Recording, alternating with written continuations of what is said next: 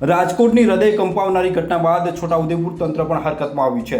ગુજરાત સરકારના આદેશ બાદ છોટાઉદેપુર તંત્ર દોડતું થયું છે અને ચાલતા ખાનગી મેળાઓમાં તપાસ હાથ ધરીને હાલમાં તે મેળાઓ તમામ બંધ કરી દેવામાં આવ્યા છે। બોડેલીના ઢોકળિયા ગામની સીમમાં રેલવે ક્રોસિંગ પાસે ચાલતા મેળાને પણ અત્યારે બંધ કરી દેવામાં આવ્યો છે। રાજકોટની ગોઝારી ઘટના બાદ ગુજરાત સરકારની ઊંઘ હરામ થઈ ગઈ છે અને આ પ્રકારના તમામ મેળાઓ અને જે ગેમ ઝોન છે તેને અત્યારે બંધ કરી દેવાના આદેશ આપવામાં આવ્યા છે। ત્યારે બોડેલીમાં જે લાયસન્સ મેળવ્યા બાદ જે અધિકારીઓએ આ મેળાને ચાલુ રાખવા માટે પરવાનગી આપી હતી તે જ અધિકારીઓ દ્વારા અત્યારે આ મેળો બંધ કરાવી દેવામાં આવ્યો છે।